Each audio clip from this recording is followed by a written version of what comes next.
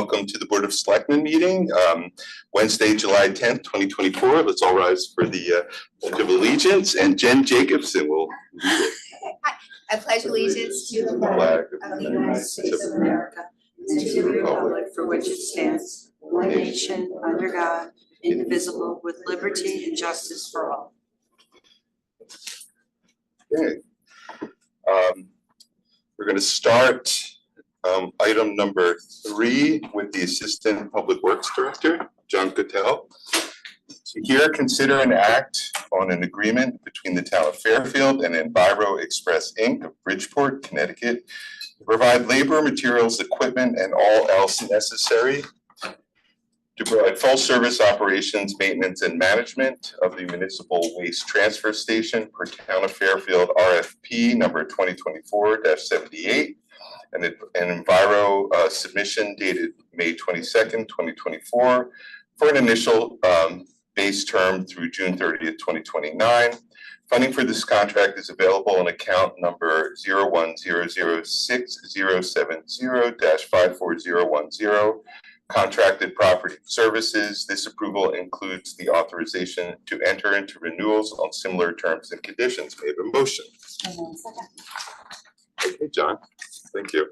So this is a RFP that went out. There were about 4 or 5 state operators that showed up initially. We received bids for actual operations of it. Enviro was a lower bid by almost $300,000 in overall. Once we look at it, Enviro has been operating this. And then the current operator, contract,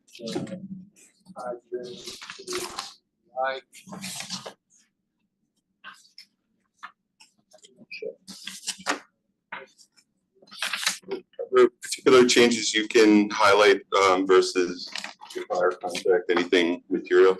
A lot of it's, I guess, some of the items that will not increase by CPI that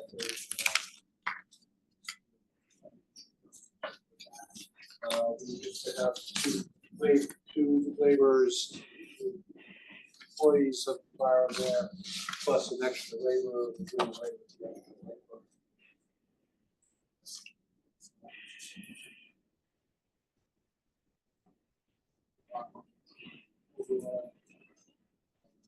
Physical structures down there with capital bonding, which had enticed at least another one. Last time it went out to bid 5 years ago.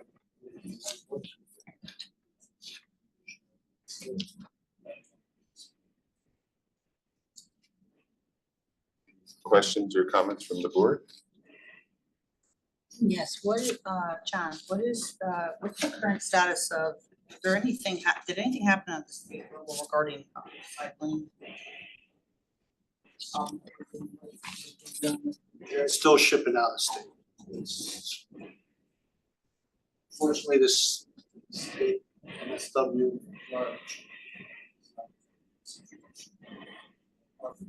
closed, and then closing the Hartford plant, it allowed basically the whole game in town. That's what they want. We were ready to get that contract. Or something. So it's that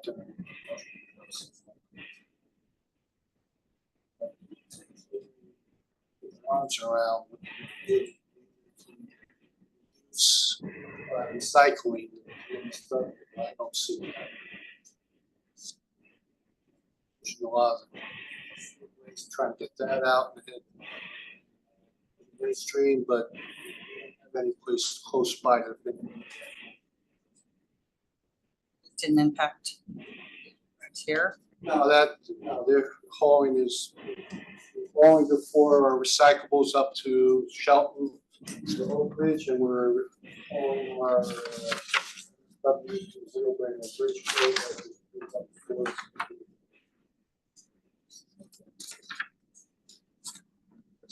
Aside from just them coming in as the lowest bidder and their past history with us, was there anything else in terms of process, odor reduction, noise reduction that made them stand out as opposed to their bidders? They've been doing it, they worked with us, them. Two bidders in there, that were significantly lower.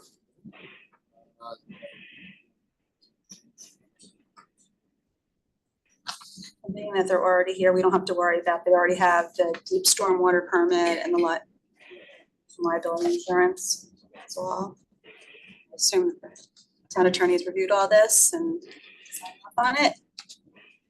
No, Let's just say yes.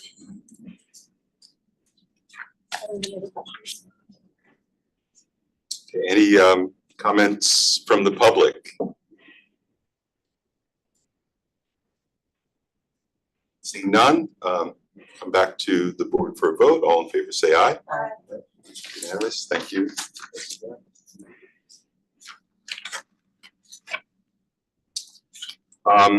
Next will be John Cattell again, Assistant Public Works Director, to hear, consider, and act on an agreement between the town of Fairfield and LaJoie's Auto Wrecking Company, Inc. of South Norwalk, Connecticut, to provide labor, materials, equipment, and all else necessary to provide loading and hauling of scrap metal from the municipal waste transfer station per town of Fairfield RFP number 2024-78.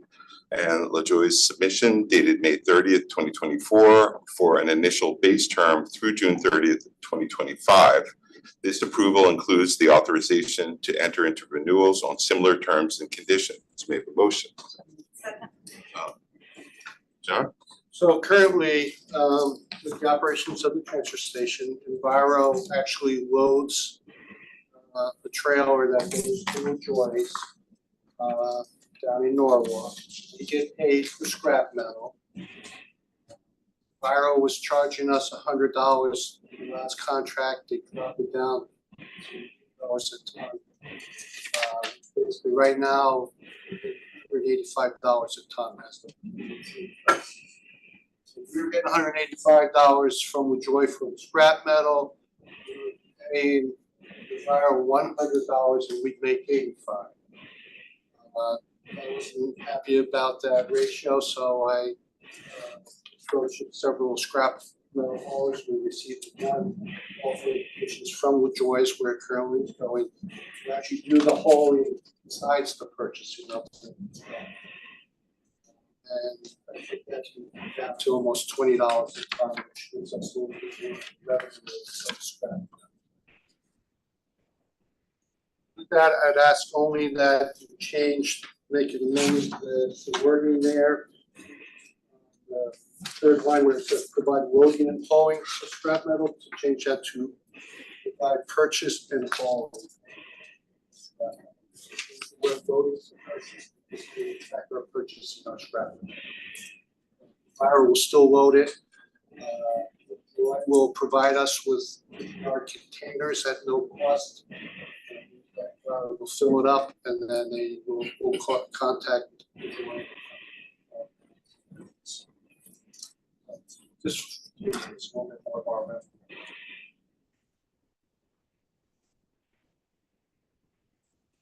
Does that increase the revenue by 80?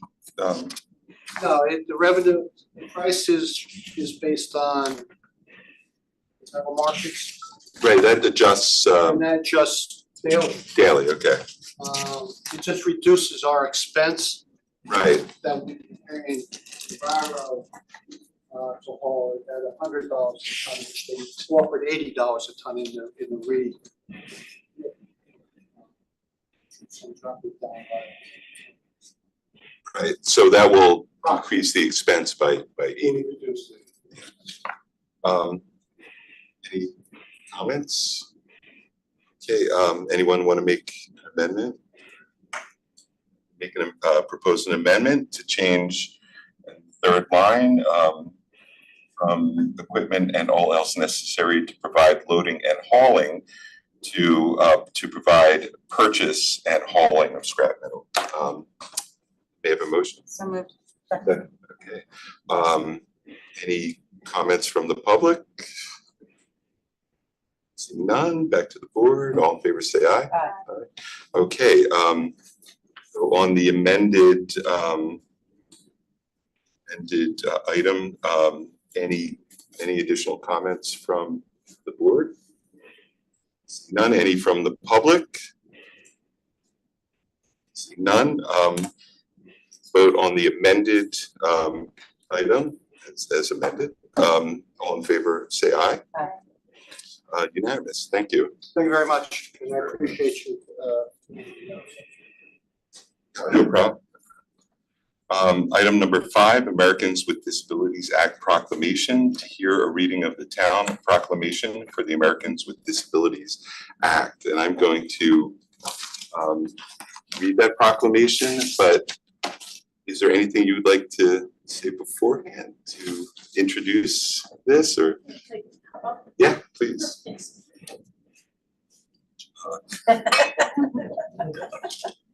Julie DeMarco, Head of Human Services. I just want to make sure you thank the chair for our Commission on Disabilities. This is Dan Mann. I'm really excited that you're doing this. Thank you. I'm on the record. Thank you so much, and thanks for bringing this to us. So it's yeah, thank you. I can. So I'm going to read a proclamation from the town of Fairfield on the Americans with Disabilities Act anniversary.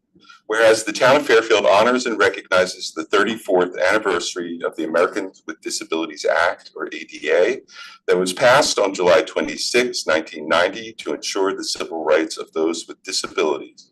And whereas the ADA prohibits discrimination against individuals with disabilities in all areas of public life. This legislation was a result of the disability rights movement, which pushed back against a society that discriminated against them. And whereas the millions of Americans who currently live with disabilities are the fabric of our society, the ADA has helped eliminate barriers for their full participation in every community, including the town of Fairfield. And whereas the town of Fairfield affirms the principles of equality and inclusion for persons with disabilities as set forth by the state of Connecticut and embodied in the ADA, the laws of the state of Connecticut and ordinance of. And whereas there are many organizations in our state and in our community, including the town of Fairfield Commission on Disabilities, that work with constituents to continue to fulfill the promise of both hope and freedom that comes with the passage of the ADA. And whereas the town of Fairfield is grateful for the essential contributions of individuals in our community with disabilities, and further thanks and appreciates the work of the Commission on Disabilities. Now therefore, I, William A. Gerber, First Selectman of the town of Fairfield, do hereby proclaim July 2024 as Americans with Disabilities Act Awareness Month in the town of Fairfield, and encourage residents to celebrate the 34th anniversary of the passing of the ADA, a defining moment in civil rights law, and help continue to build a culture that not only protects disability rights, but also celebrates disability pride. Witness whereof I have hereunto set my hand and caused the great seal of the town of Fairfield to hereby be affixed this 10th day of July 2024.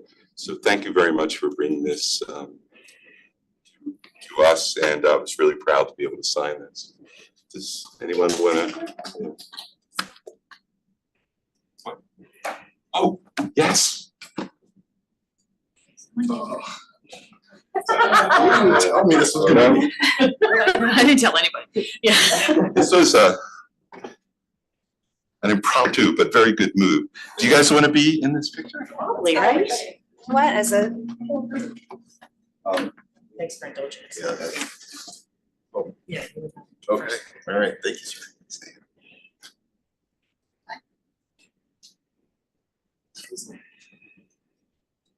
Sorry to throw this at you.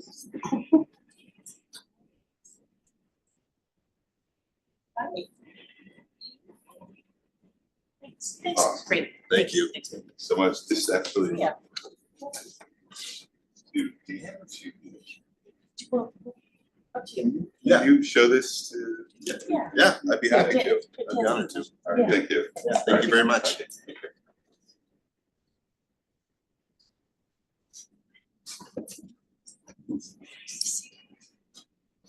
Yes, take your time. Yes. As the mother of a child who has a disability, I want to thank you for that proclamation. I think that many other people, if they had known that it was going to be read so publicly, probably would have been in the room. It means a lot. There's done so much, but there's still so much work to do. And I am thankful to both you and to Ms. Kupchak before you in terms of being advocates for those with disabilities, especially our children. And thank you as a parent on a personal level, thank you. To our Board of Ed chair for all the work that the school districts do to support our children and making their educational experience rich and inclusive. Just thankful to be in this community. So welcome. Seniors. Seniors. So my first cousin who lived right up the road from me had cerebral palsy, and my aunt was one of the people who helped get this law, one of the many people who helped get this law passed. This was a big deal in our family, so it definitely means a lot. I speak as a mother, but I think that, that anyone at any particular moment in time can become disabled. So I think it's important that we just have this proclamation and know that Fairfield disabilities will all be welcomed and find support, and thank them for just the incredible contributions that they make to our community each and every day. Thank you again. Thank you. Item number 6, human and social. Oh, thank you again, Julie. Thanks for that. Item number 6, Human and Social Services Director, to hear, consider, and act on approving a memorandum of understanding between the town of Fairfield and the Connecticut Department on Aging and Disabilities for a program to provide a virtual senior center at no cost to the town through September 30th, 2025. May I have a motion? Okay, Julie. So the town attorneys reviewed this, we have used before you. This is a pilot program that is bringing seniors at home programs like this is the July calendar, classes every day on various subjects at no charge for us. We can try it for a year. We don't know what the cost will be the following year. The state will assess whether or not this program is a viable program to continue, and you were part of the committee that chose is the BNC Center as the trial period. A lot of seniors aren't comfortable coming back yet to indoors. COVID's coming around again, so it's nice to be able to give them something virtual from a variety of places, not just from our senior center, and we'll share some of our state Department of the Bureau of Aging and Disability Services, who also was instrumental in getting that adult. Thank you. I guess first of all, the adult playground, which first Selectmen Kupchak, that effort started under your administration, and we just celebrated the opening of that. That was really special, and so for COVID, this time of COVID, for people that are willing to leave the house, that is a perfect venue, for them. They can work out outdoors and not worry so much about COVID in that venue. So I do have a question about this, but I'll let you had a question first, Christine. Do you have any idea of how many participating at first? Offer it and see who comes forward. So it does have that pesky requirement of technology for people to understand and use it. We'll give instruction on how to do that, but hoping, Have up to 50? Do you expect that if you like it, that this will turn into a fee for service program at some point in the future? There may be a subscription for it, Right. and we'll know better the use of it. The seniors are using it, then it's not gonna be worth our while, but if they are, I'm sure, I think what the company had said was they'll have a set number for the subscription. If you wanna go over, we can add more.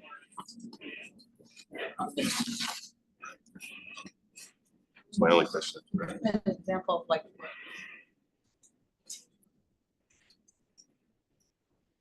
arts influential Jewish figures shaping the modern world. Hetty, technology, social life experiences. Can you go there again? How the world shapes our lives. There's some exercise classes. Blackjack. Wellness, health and nutrition, senior cooking class. It's a variety of things. We wouldn't be able to offer everything, but it's neat that they do.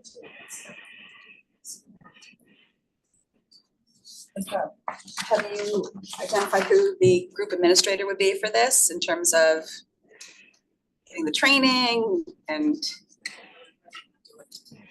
Celia, director, she definitely needs to do it, and I just.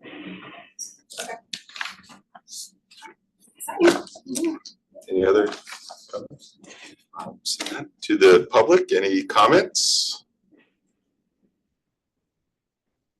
Jim, you can be using blackjack. Back to the board. All in favor, say aye. Aye. Thank you, Julie. So I'm going to an update on a few things.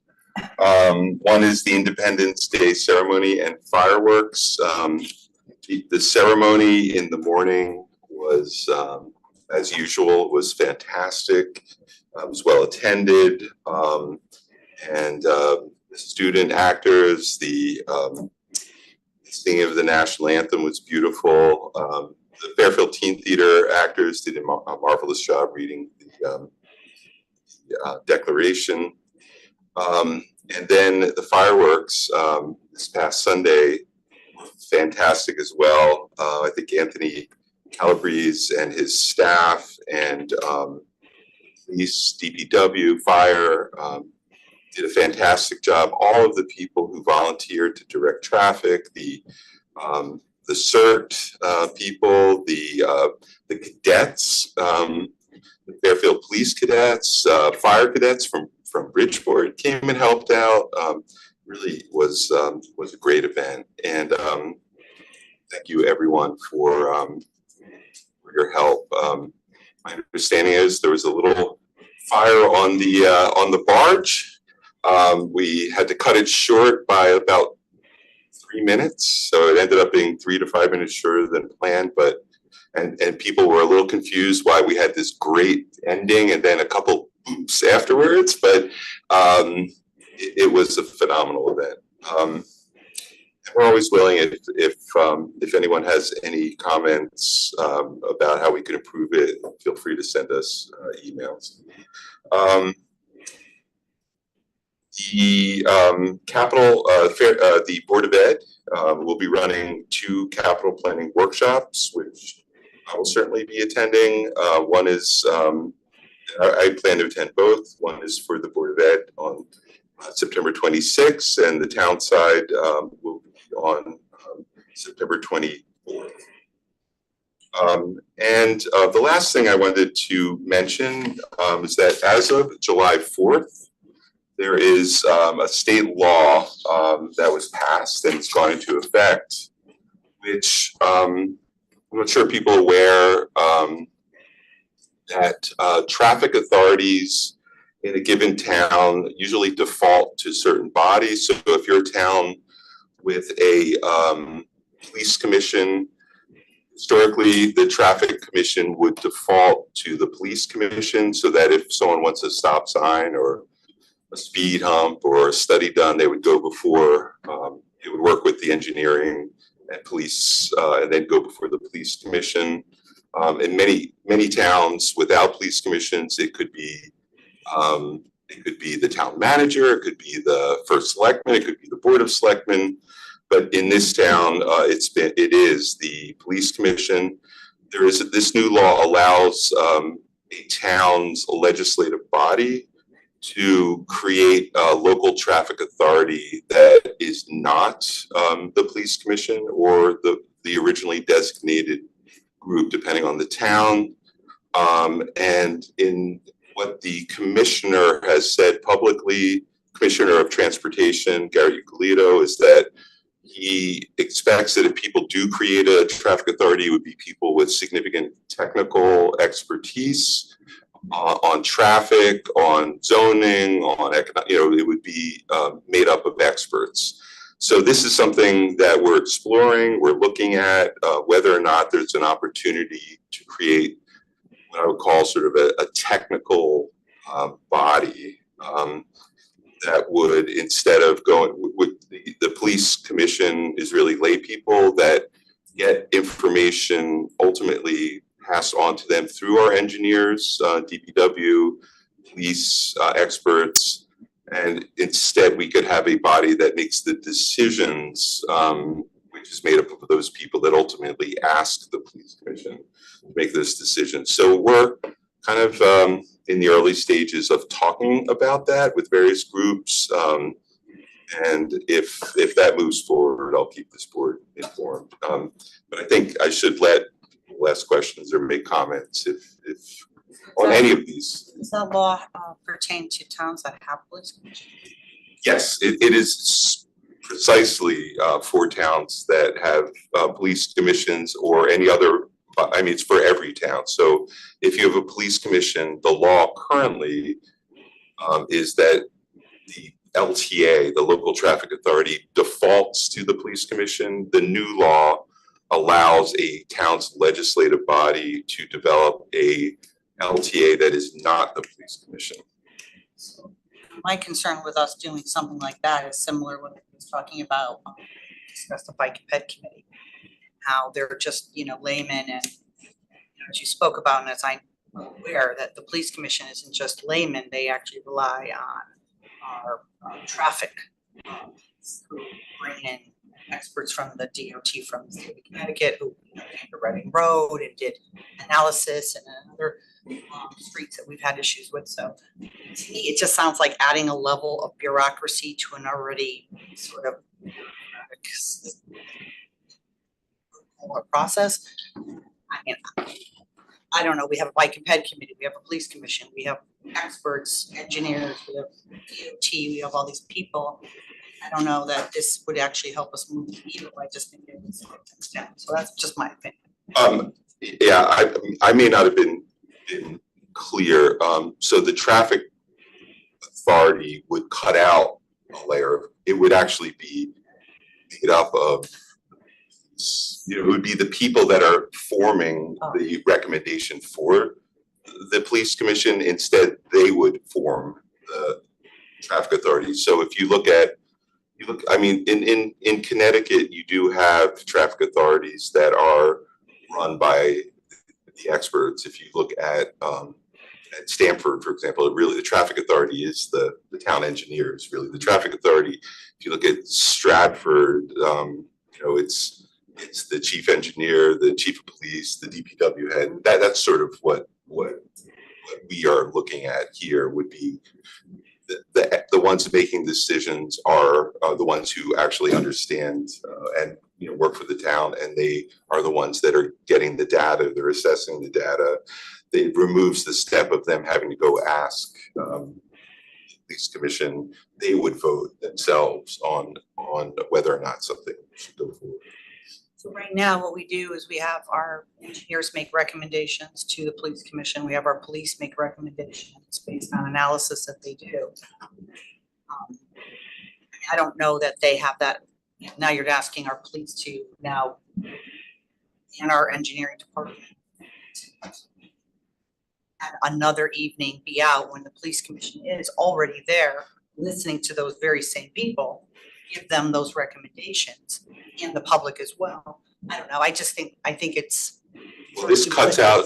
I hear what you're saying. This cuts out because if you go to these meetings, usually the police chief is there and his deputies, are there, and the chief engineer is there. So this would this would have them making the decisions instead of asking other decisions. And I think that's actually what happens in a lot of towns already.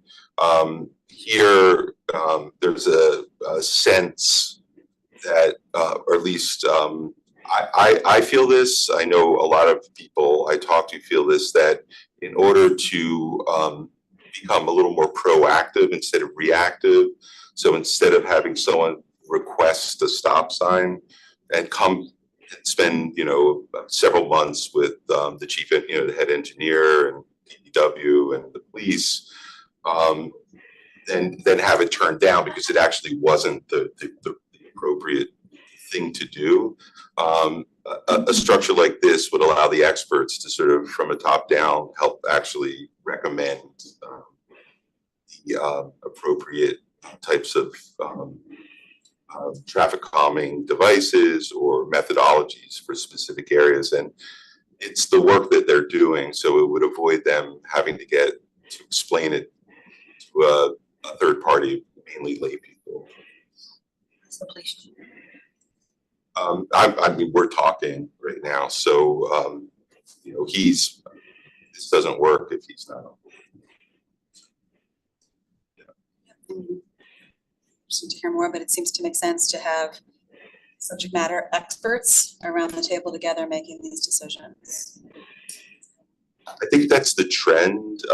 Connecticut we have 169 towns, and I believe that will be the trend for Connecticut. But for certain towns, it's already happened. Yeah. Stanford, Haven. It's really the traffic authorities are made up of traffic planners and engineers. So yeah. Can I ask about the capital planning now? You're saying that there's going to be a capital plan workshop, but does that mean that the Board of Selectmen's not going to be getting discussing? No, We're still going to get one? Yeah, we should get one. We haven't nailed down a date yet with you. I mean, we gotten. We should get dates out. Yeah, absolutely. Yeah. We can do it before. We should Definitely. Yeah. before It this. doesn't have to be extravagant, just. No, we should just go through the capital. Sure. So actually, is the Deputy Chief Wise on. Okay. Item number 8, Police Chief, to hear, consider, and act on approving a service agreement between the town of Fairfield, Police Department, and Casebook for a term of 1 year for the licensed clinical social worker to record data and report cases. This approval includes the authorization to enter into renewals on similar terms and conditions. May I have a motion? Okay, Deputy Chief Wyatt? Good afternoon, everybody. Can you hear me okay? Yes. All right, Casebook, this should be quick and easy. It's a digital reporting and data organization platform that our LCSW uses. And the practice of maintaining the LCSW's reports and data completely isolated from law enforcement reporting and records is crucial for the protection of personal health information. And Casebook was recommended to us as an industry standard. So we respectfully request renewal of our subscription for fiscal year 25.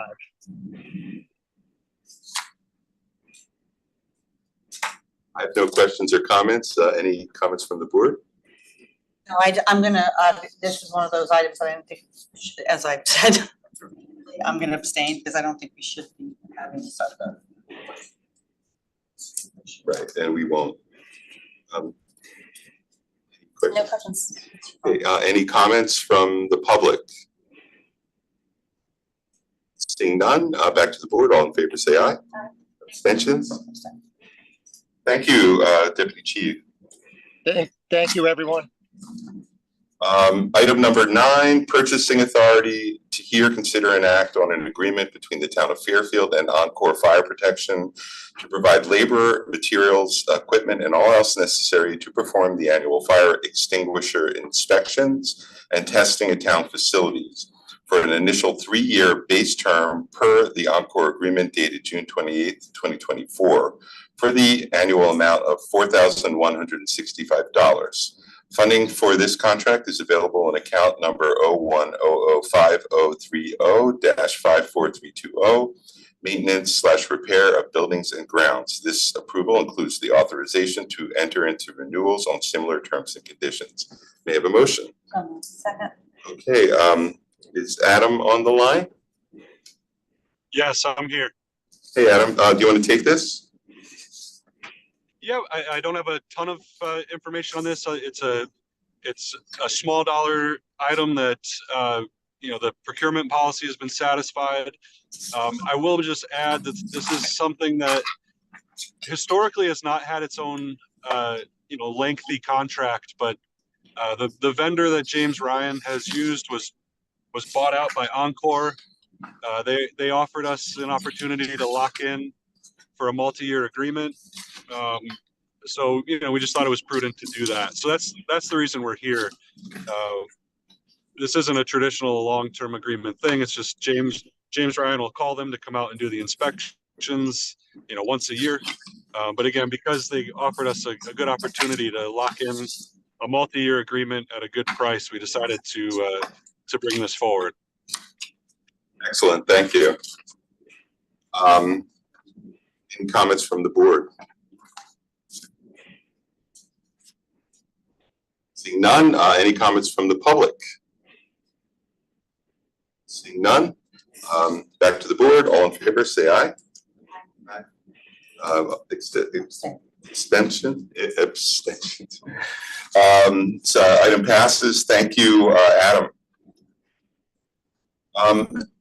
So item number 10, Conservation Director. Who is here for conservation?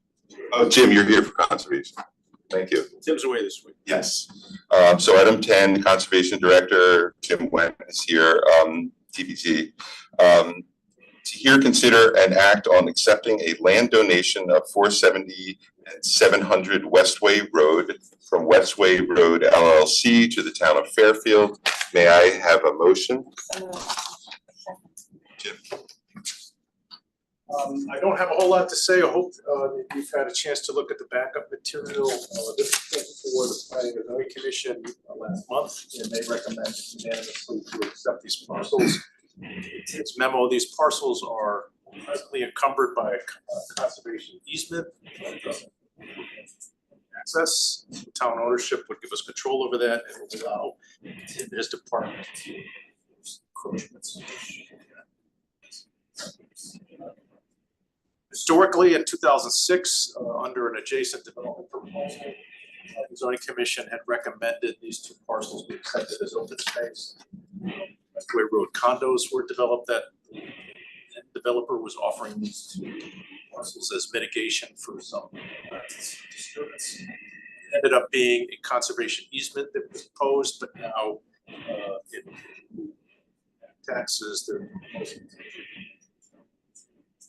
my opinion, accomplish what the original.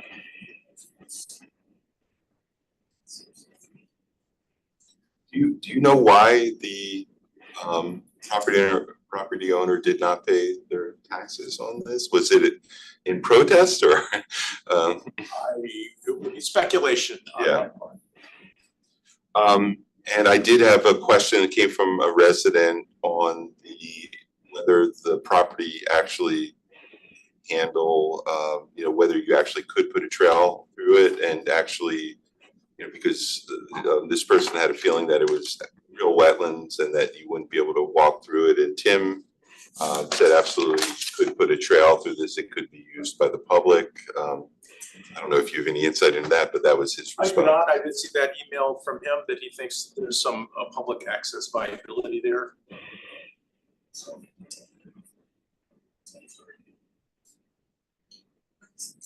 What do you know? 53,000. $53,452.47.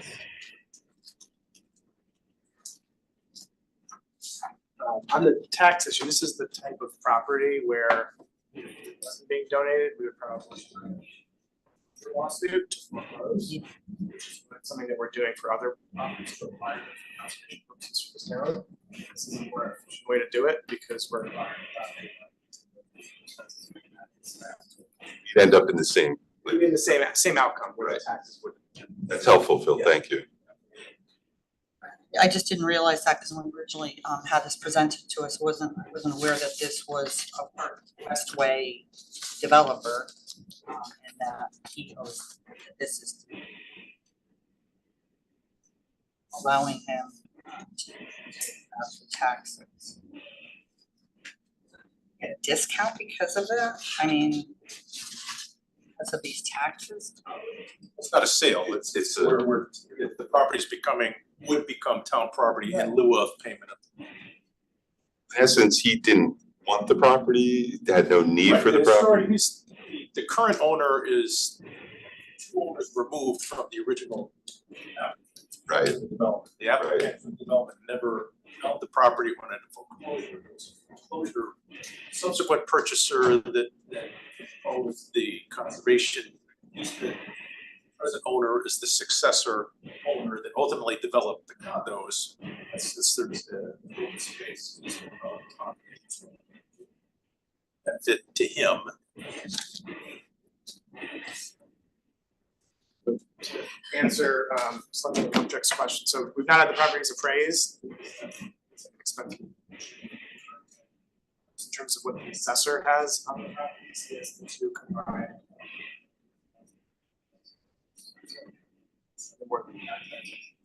But I'm sorry, but we couldn't build on those properties, right? At least one of them, I don't think. They're covered, the conservation. Right. I mean, I'm curious why, so I wonder how that value, well. One of them Ask- is, Right, okay. One of them might have value, they never took a tax appeal, so. right, okay. I support this, I just think we should have spent a little bit it would have cost to just get a little valuation of it. I feel like we're paying a little bit. The tax not I pursuable, just think we're paying too much for it, because it's an unusable property really, and So just to go the other route, just so you know how that would work, we'd have to bring a foreclosure lawsuit.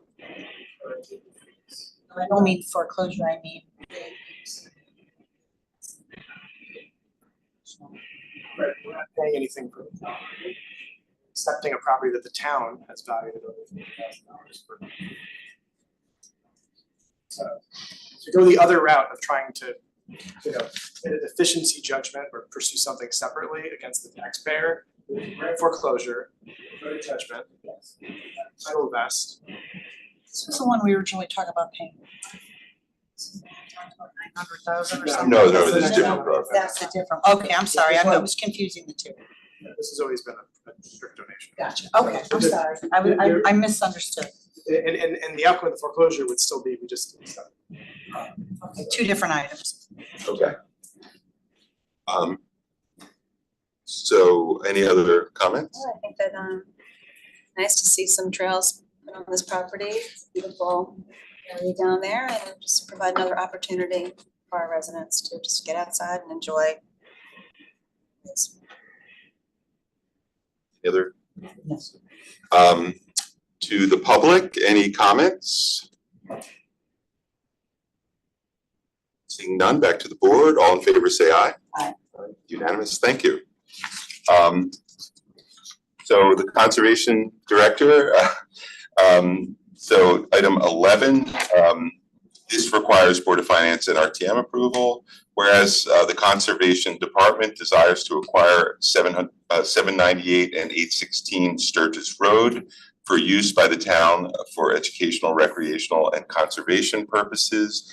And whereas the owner of 798 and 816 Sturgis Road desires to sell the properties to the town for the sum of $950,000. And whereas the Board of Selectmen, Board of Finance, and RTM previously appropriated $350,000 in American Rescue Act funds, ARPA funds, towards the project. And whereas the town desires to appropriate an additional $100,000 over the purchase price to complete anticipated work and renovations at the properties to prepare them for use by the town. And now therefore, it is hereby resolved that William A. Gerber, first selectman, is hereby authorized to enter into the purchase and sale agreement between the town of Fairfield and Juan Velez to purchase 798 and 816 Sturgis Road for $950,000 and execute any and all other documents necessary to complete the town's purchase, and be it further resolved that the Board of Selectmen hereby appropriates an additional $150,000 from the H. Smith Richardson Trust Fund for the project as previously approved by the Conservation Commission, and be it further resolved that the Board of Selectmen hereby appropriates an additional $550,000 from the town's payment in fee in lieu of open space fund established under section 2.3.8 of the town's subdivision regulations for a total appropriation for the project of $1,050,000. May I have a motion? Second. Jim? Yeah, I'm sorry that Tim is not here. This is his project. I don't want to take any credit for the initiation of this, which I think by and large is a good thing. Planning and Zoning Commission unanimously and enthusiastically supports this proposal to add two pieces of property that have adjacency to existing town open space for many years. Been used familiar with.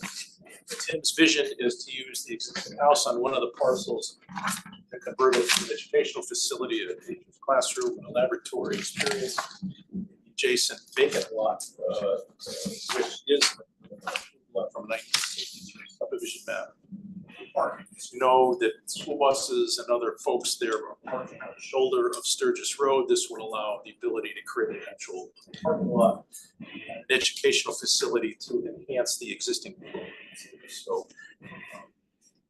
this was enthusiastically supported by the commission. And again, this is Tim's project. I want him to have the credit for initiating this excellent idea. I'm just here to witness. Any questions? Yeah, I mean, I am very much in favor of this project.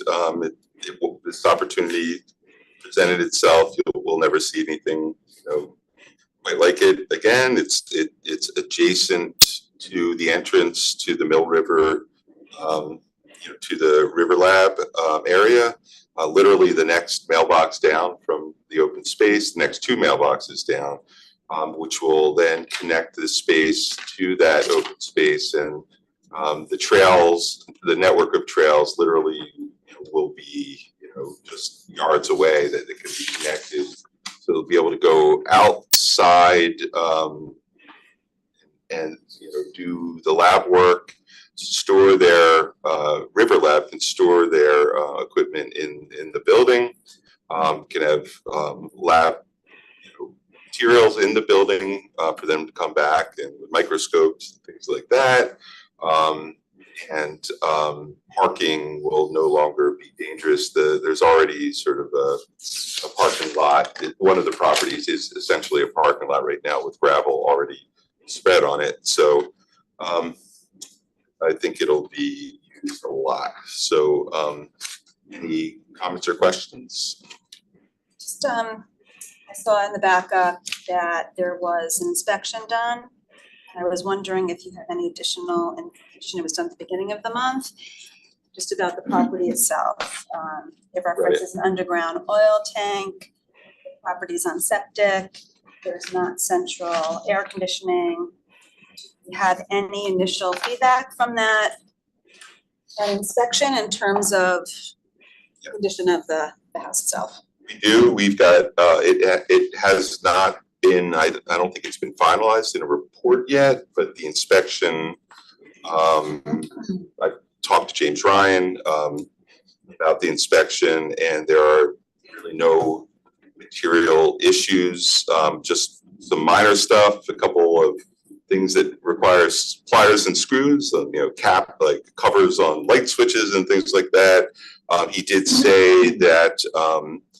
The underground oil tank will most likely be removed, but that there is no history of like leakage from that. You would normally see the amount when they're not being used, the amount of oil going down. There's been nothing like that. There would at some, no radon, the heat works fine. Yep, there's no central air. So if that's something that we want to do, that would be, I don't think it's required. That would be at a later date, probably a much later date. What else? Septic, no issues that they can see. However, there is sewer right along the road. So at some point, if they want to connect it, they can connect the sewer. There will have to be, oh, the roof is good. I think this gentleman put a significant amount of work into the house. So the roof is in good shape, the water is in good shape. They did a phase 1 environmental inspection, saw no issues. Yeah, no radon. So I think for the work that would need to be done to make it usable, probably have to build a handicap accessible ramp, some landscaping in the back to make sure that it's handicap accessible. Towards the trails, I mean, some of the trails have been recently rebuilt by the Boy Scouts and are now handicap accessible. So you want to be able to make sure that the whole area would be. Yeah, so 100,000, you foresee that over the purchase price, that would be enough to address some of these ADA issues and get the parking up to speed? Do you think? I mean, I think Tim tacked on, like another 10% around there, with the hope that anything that would need to get done to ready, for any sort of use could be used, but certainly not for. I don't think that incorporated like a hookup for the sewer or anything like that. The handicap accessible ramp would need to be designed by somebody. I don't think, it could be possibly built by DPW, but I don't think they would want to design it. I think one of my initial concerns would really just getting those buses and cars off of Sturgis Road. Just surprised that there hasn't been an accident there. It makes me nervous every time I drive by there with kids coming off the buses. So I would just ask if this moves, it's approved by all 3 bodies, that addressing the parking and making sure that that is ready to go as soon as possible will be a priority. Understanding that the house, depending on what the future use looks like in terms of a river lab, that it seems like it's a work in progress, but it's good to hear that initial finding from. Yes, I would assume that would be sort of a phased in, improvement thing over time, because sounds like there's certain things that really should be done soon to get it ready for use, but then to make it nice, it might be over a number of years. Air conditioning and things like that.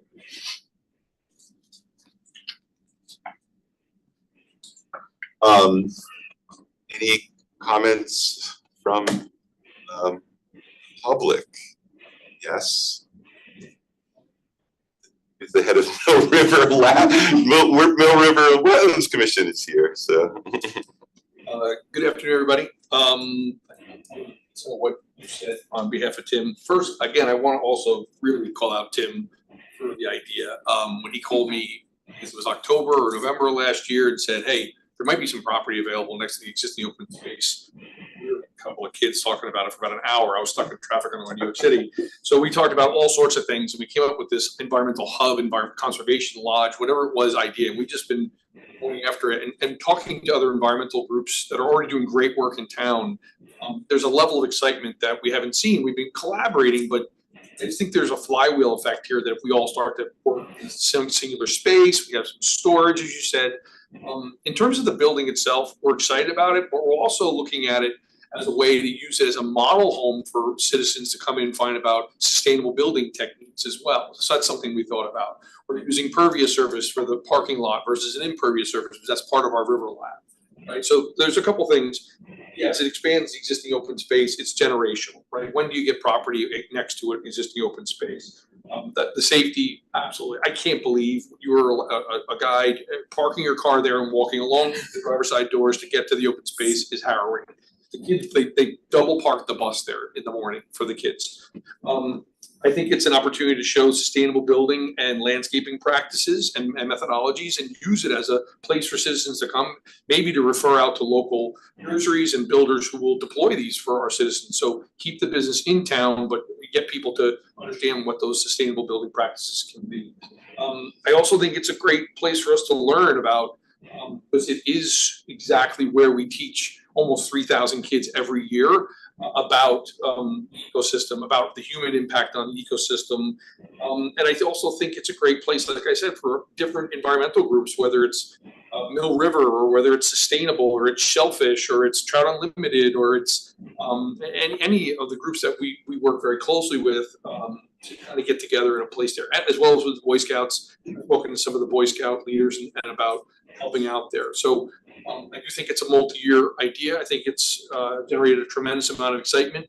Mill River is also very interested in helping inside the building with regard to technical equipment or fit out and things like that. So that's something also that we offer to Tim and say, if in our means, we'd love to be able to help fundraise or do whatever we can to help defray some of the cost of making it a very usable and vibrant facility. So I appreciate your support. Have a couple of minutes. You're gonna have to hold your monthly conservation. You have your powwows at coffee shops. We do it at Candlewood Market, which is great. You're gonna have to move it to the. Yeah, I think there's a lot of people who would love to do that. And again, if there were multiple groups doing that, you know, that collaboration will happen naturally, I think. Curb your enthusiasm. That's actually awesome. Tim is amazing. Yeah, he's done a great job. He's been awesome, and Yes, it was a great hire. land acquisition must be. They Wanting a site, they've been wanting to do something.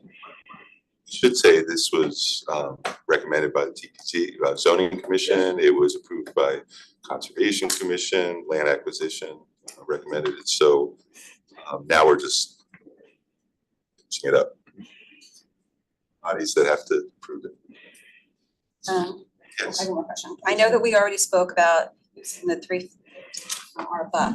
Can either you or the interim CFO just speak to the impact to the other H. Smith Richardson Trust Fund and the fee and lieu of open space fund, if just they're, you know, we are taking funds out of those accounts. So I can speak to H. Smith and David Becker can speak, or do you want to speak to both? H. Smith, you know, I didn't go to the meeting, but I listened to it, and I understand where they're coming from. They want to continue to have a large enough principal amount that will generate enough income that they can do things each year. They didn't like the idea of drawing it down so much that it might impact their ability to use meaningful amounts of income each year. So they cut. We originally proposed 350,000 from H. Smith. Conservation Commission cut that to 150. Their logic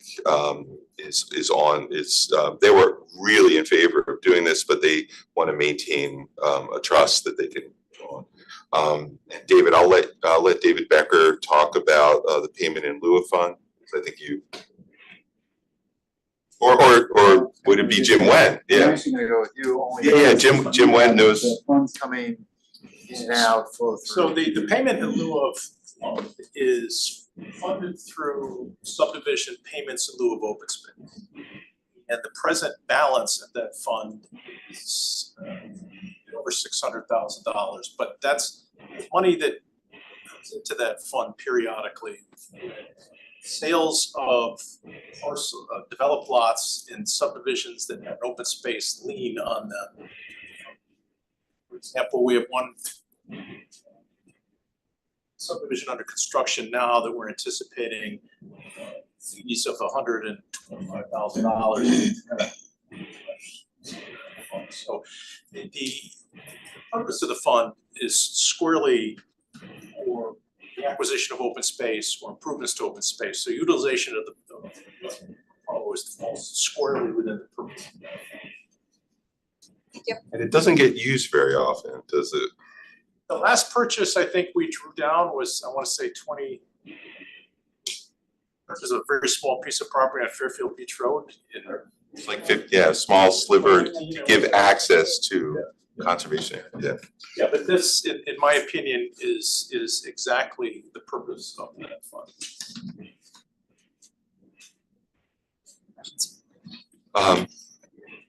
Already went to the board, to the public, so, but I'm not sure if did I ask if there were any other public? We have an email from Fair Plan, supporting this as well. This entered into the record, and I think we're ready to vote. All in favor, say aye. Aye. Unanimous. Congratulations. Thank you. Okay. So item number 12, the town attorney to hear, consider, and act on approving a Fifth Amendment to lease agreement between the town of Fairfield and the Child's Garden, Inc. for an extension term of September 1st, 2024 through May 31st, 2026. May I have a motion? Hey, Phil. Phil Pierce, town attorney, so this is the Fifth Amendment to this extension, it extends the term to 6. Copy of the document. For Selectmen, primarily. Principals and the families involved in facility.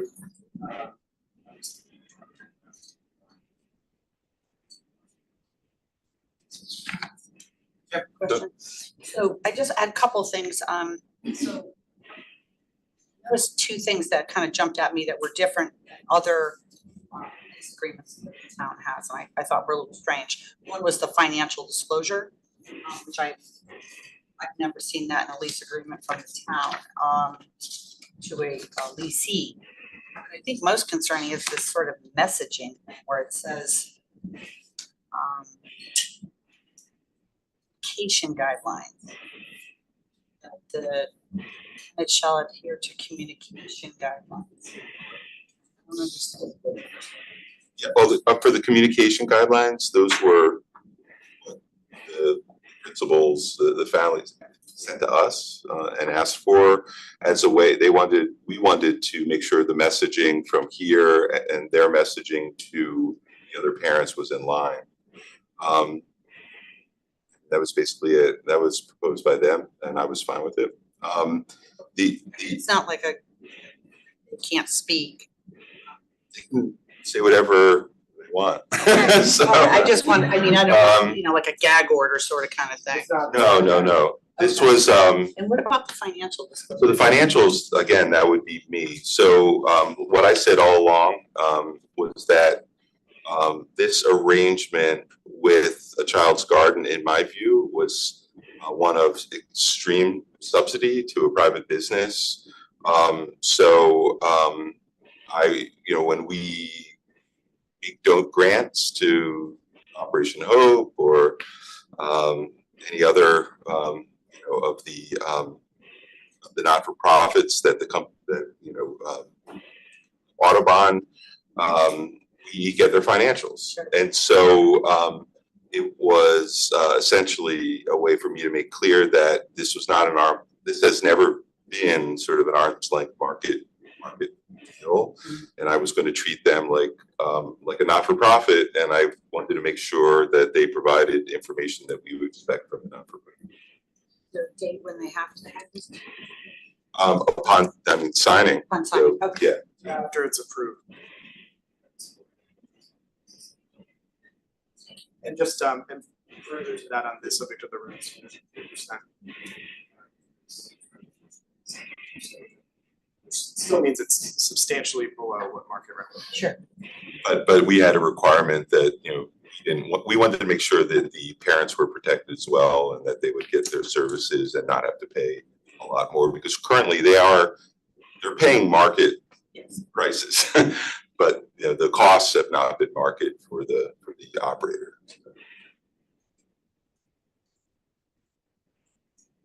Can you just speak to next steps when this lease is over. I know that there was discussions earlier in the year with the Board of Education potentially using this space. Having attended the last board meeting, I think that they're understandably so wanting just some direction for their own planning purposes. It was reported at that meeting that they would have the right of first refusal for that space. Right. So just thoughts on that, just I mean clear that intent of this extension is that there is a firm end date and that the town will be reclaiming this space. And I think you're hitting on part of the reason why I was worried, and I think we came to agreement with the principals here that we had a coordinated message that made it very clear that May 2026 is the end of these. And that in the past, I think there had been discussions about ending this relationship, but we're, because of, public feedback of the people using it, never came to fruition. This will be the end, and we both acknowledge it. And the current operator, current owner is going to make a real effort to find space outside of Fairfield, in Fairfield, outside of Mona Terrace. So that's clear to everyone. It's clear to the owner. It's clear to the town. And hopefully, it's clear to the Board of Ed. The Board of Ed really could have used the space next year, and this was a compromise, and it really did limit the Board of Ed's options. They were looking at using this to be sort of the southern, component of the ECC, or, for early childhood education, because currently it's all in the north side of town. We've had people sitting on buses for long periods of time. The Board of Ed made it clear during their capital planning session that that it is their goal to have, they've been making this clear for some time, and the Board of Ed chair is here today and she can speak to this during public comment, but that is their goal to have space available for this where in a part of town where the other half of town could get conveniently to ECC. So I was committed to making this available, and thank you everyone for being understanding that we're pushing that off a year.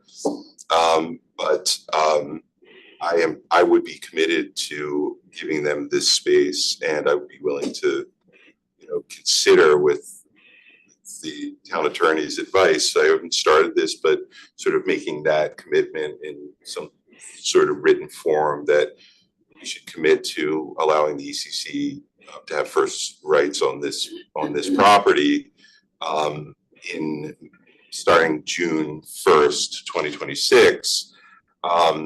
With the understanding that they are not planning as of now of using this forever. There would be a bridge, it could be a 5-year bridge to a major building project that would include an ECC component of it in another part of town for where Ward has an ECC. So I don't think I've talked to the town attorney about this yet, but I think it would be a good idea to give them the comfort that they have the right of first refusal on this, so they could incorporate that in their planning. However, it will not be a right of first refusal through May of 2026. They're going to have to make up their minds well before that. Otherwise, there are a lot of other departments that need this, including Human Services could use this space, and our public health department really could use this space. So, and all for really good needs, good services. And I don't want to go too far, and I imagine that when the three of us meet to discuss capital planning, that some of this will play into it. And know the Board of Ed updated their long-range facilities plan. I don't know at some point if the edits are done, if to the board chair, just to forward that to the other town bodies, so we have it.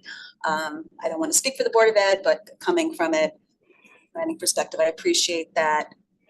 We need to know short-term plans, long-term plans, and what the town's intent is, so we don't go down one road, just You know, to your point, I think that all the more reason to have a discussion about capital planning. I personally feel that that is a mistake to put a temporary solution into that facility. As Bill mentioned, and I've been very aware of human services could really use that space. I have said it for years. Our seniors have spent a lot of tax money for years, and the ones who didn't run off to the south for lower taxes deserve a decent space. Look around all of our neighboring towns. Our senior center is almost every single town around us. And so I personally think that because we already have a senior center there, it makes perfect sense for our seniors. And to invest in a long-term solution for the ECC, but that's obviously something we can discuss during capital planning. We should probably talk about it now. Okay. Got it. Thank you, though. Any other? just looking forward to continuing this discussion about that, because I think that I'd like to take this to the public. Any public comment? Any comments from the chair of the Board of Education? Hi everyone, Jen Jacobson, Board of Ed Chair. What I want to say today is that I appreciate the suggestion to make on this space. I really appreciate some of the questions to get some clarifications for us. I do think it would be helpful that we get some and even though I appreciate the words in terms of what that looks like, also really understand that you would need to know that well in advance on our end. Absolutely.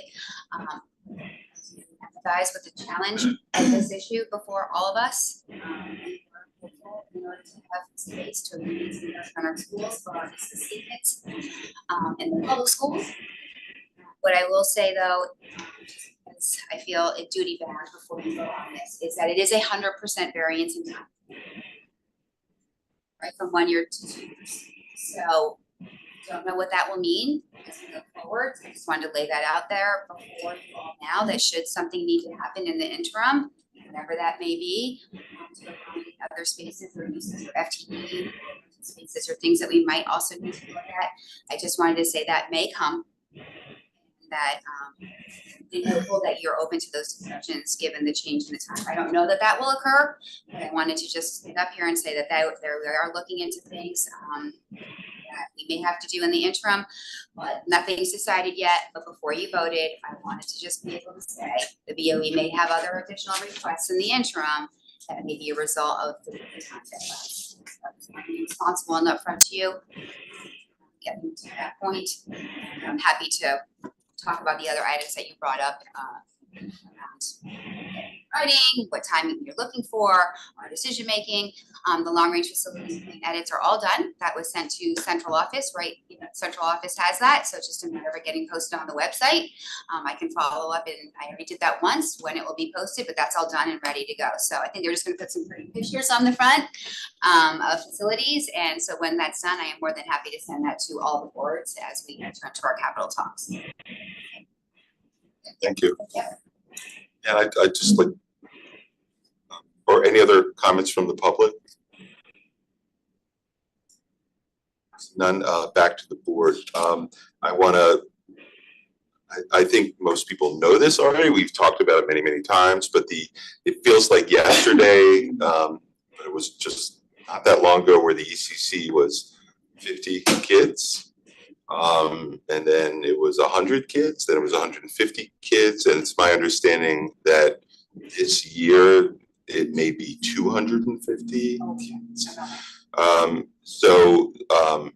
That is the problem. They're really it's grown so quickly, and kids have been identified as needing the service. And we're going to have to make sure we have room for them, which means finding space in existing facilities. Any other comments? Seeing none, all in favor say aye. I everyone who worked on this. I don't see anyone of the parents worked with us, on behalf of the owner, sort of as principals. I would like to thank them for it's a very, very productive interaction, very, very intelligent, numbers and, everything that went into that, where we are today was, it was like a model for collaborating with residents, and I really, really appreciate that. So it's passed. Congratulations, everyone involved. Item number 13, refunds. Tax collector to consider an act upon tax refunds as recommended by the tax collector in the amount of $22,565.14. May I have a motion? Any comments, questions, comments from the public? None. All in favor say aye. Passes. Item number 14, minutes to consider and act upon the minutes of June 4th, 2024. May I have a motion? So moved. Any comments or questions from the board? Seeing none. Any from the public? Seeing none. All in favor say aye. Motion passes. Item number 15, any announcements from board members? Anything you'd like to raise? Do you have any? Just the next WPCA meeting is next Wednesday. Over the next month, the commission is going to be discussing sewer rates for the upcoming year. Just wanted to put that out to the public to keep an eye out. And really just thank you to everybody who just made the 4th of July holidays so special. The fireworks were great. The Doors of the American Revolution hosted refreshments after the reading of the Declaration of Independence. I wanted to thank them as well. And just a really fun weekend. So thank you to all town departments for all that you did to make it such a for our residents. I wanted to bring up two things. As we saw, Ukraine Children's Hospital was hit just recently. A hospital that actually primarily cares for children with cancer. So I know Ukraine International is an organization we worked with inside Sister City. There's other organizations. Maybe you can include it in your next update or even post it on the town website, ways for people to help and donate to them because they're really hurting children. I just wanted to bring up something that just was brought to my attention. In April, we approved a contract for work that involved the hiring of a subcontractor. And it was pointed out to me that the announcement, after the announcement of the COO, that Mr. Becker was both the interim CFO overseeing the purchasing director and a principal of Becker Landscaping, subcontracted company when the bid was submitted. This is making a lot of members of our public uncomfortable about our bid process, especially since that bid was lower by $44,000. I would like to formally ask as a select person investigation into the bid process for this project to make sure that the public and that the board all feel comfortable with that award. Which award? It was April 10th. I hadn't looked at the backup, but it was approved back in March. And it's the meeting on April 10th. We awarded the contract to Palmieri, but there was a subcontractor which I wasn't aware of. After landscaping. This before.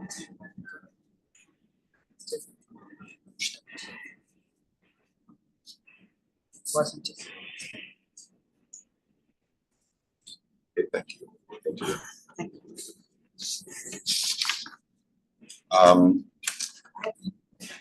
One more. At our last meeting, you may recall we made a motion to table water to hear an act to consider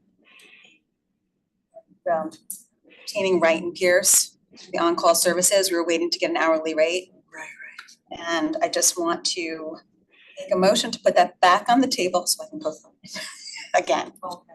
So can I make a motion to put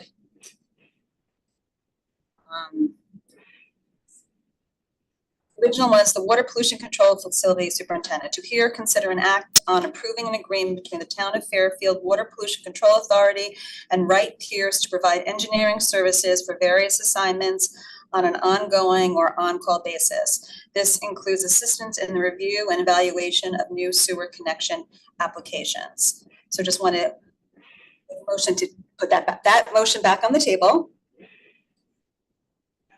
We don't have it. We're not going to be voting on it. We still are waiting for the information. So it wasn't posted with this agenda. So it wouldn't be appropriate to vote on this, but just for housekeeping, just want to put it back on the table and then we can make a motion to postpone, to have this on the July 24th. Okay, yeah, I think John Bodie is on vacation. Well, I think so that we just need the amounts. I mean, we got the information. I think that we were all pretty close to being ready to take action, that we just needed those figures. Well, I'm sure we can get it. We should be able to get it, so. Okay, so So you're making a motion? I'm making a motion to put that on the table, back on the table. Second. Put it back on the table. Put it back on the table. Any comments from the public? Seeing none, back to the board. All in favor, say aye. Okay, And now I'm gonna make a motion to postpone that amendment, motion to our July 24th meeting. okay. Seconded.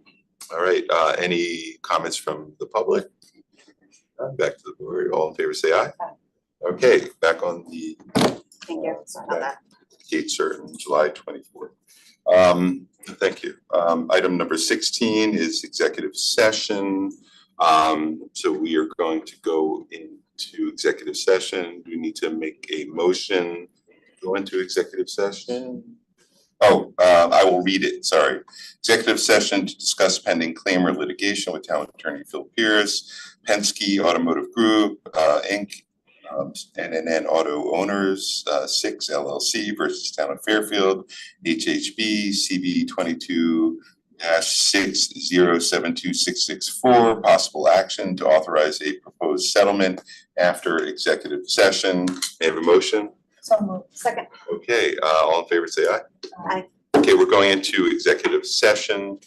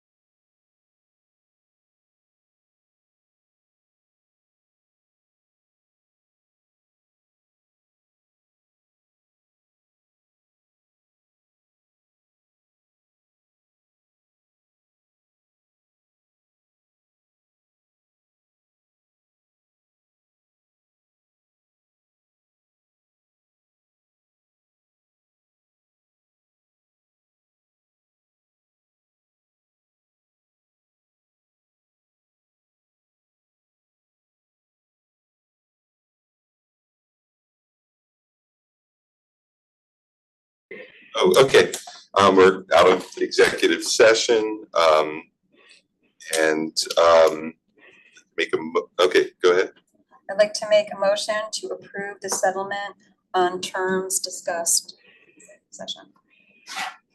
Seconded. Okay, there's nothing to add. Okay, all in favor, say aye. Aye. Okay, motion passes. Item 17, adjourn. May I have a motion to adjourn? Second. Okay, all in favor, say aye. Aye. Okay, we are adjourned.